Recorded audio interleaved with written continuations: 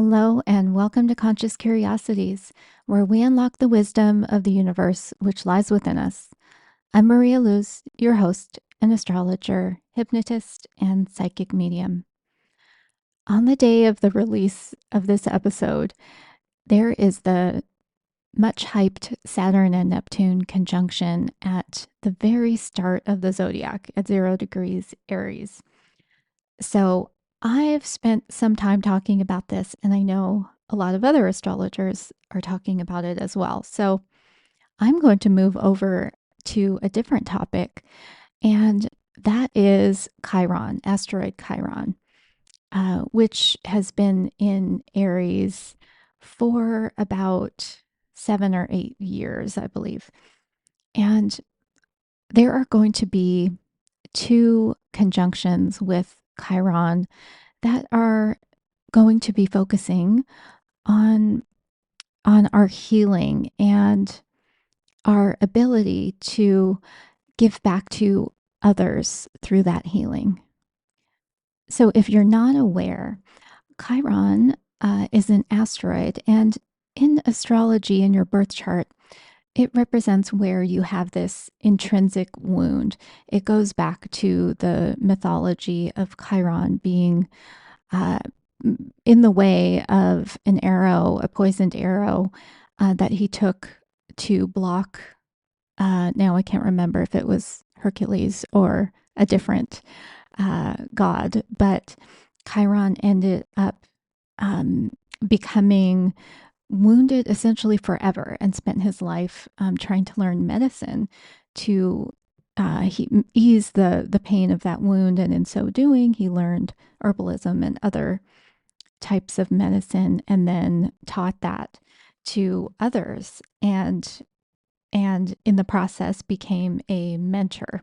So it has a lot to do with healing ourselves and in the process learning to use that wisdom we've gained to heal others who have similar wounds. So Chiron is sitting right now between the asteroids Ceres and Aries, and will make an exact conjunction with Ceres on February 26th. And this conjunction happens about every 5 years. I think it really varies because Chiron's orbit is very oblong, elliptical. However, when I looked back, it last happened about 5 years ago, and the next one will be in about 5 years. So Ceres is also a dwarf planet, and so is Eris. And the conjunction with Eris will happen in March, on March 19th. So about the time of the equinox, which is super interesting. So I'm going to save that conjunction for the next episode and talk about Ceres here, because Ceres has been coming up in readings and other areas of my field of awareness lately. I know I have done a podcast episode on Ceres and perhaps a Substack post. However, let me fill you in on Ceres. So, Ceres is from this, well, most of the mythology that is in popular culture is from Homer's hymn to Demeter. So, Demeter would be the Greek name, and then Ceres would be the Roman name. Now, this archetype goes back further, though, to the Near East and Egypt, and then it migrated over. So it's also related to this great fertility or mother goddess from Sumeria, Inanna, and maybe from Ishtar and Isis.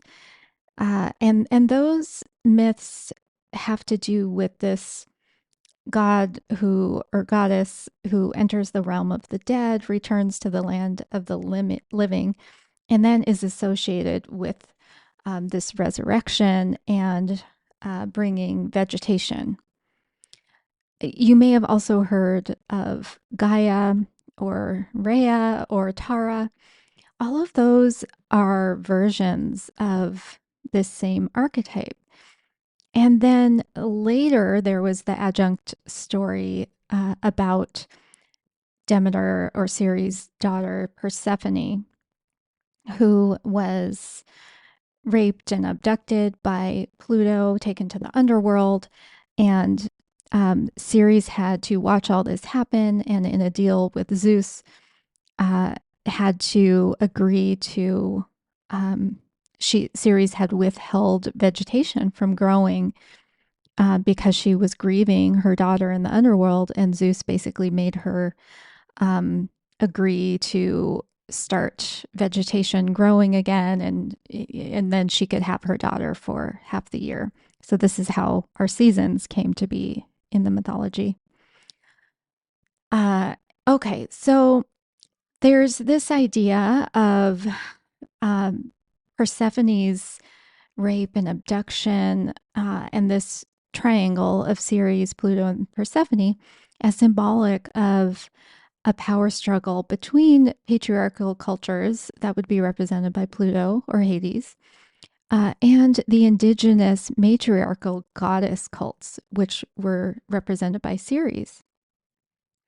And so there's obviously so much depth here, and others who actually study mythology for a living have written extensively on this.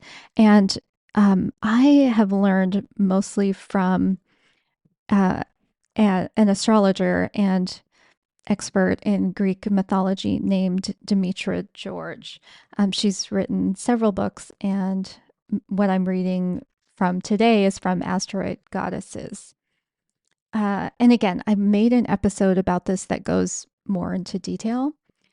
But the reason I'm bringing it up today is that Ceres in your birth chart describes the quality of the mothering experience that we received as a child and express as a parent. And it's also generally, even if we're not a parent, how we would nourish others and ourselves. And so I believe that this conjunction is going to make us look at the conditions that we were mothered under, um, and and taking a zoomed out look. So not making it so personal as to our specific mother, because our mother is also a product of the conditions that she was raised in, and how those patriarchal or Plutonian conditions impacted her. And in turn, her mother impacted her, and on and on.